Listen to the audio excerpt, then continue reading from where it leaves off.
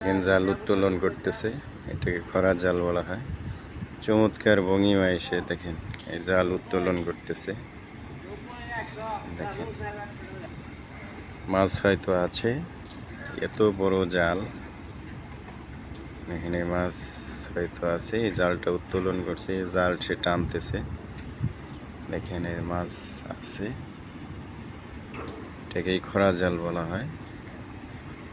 মাছ ধরার যে কৌশল দেখেন, খরা জালের মাধ্যমে এই মাছ ধরা হয়।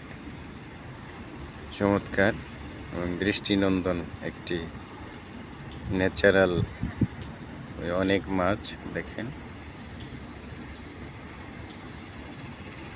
অনেক মাছ। এই যে মাছ ঢেলে দিল, পাশেই ঢেলে দিল, নৌকা আছে, আবার এই জালটি যে ফালাচ্ছে দেখেন চমৎকার।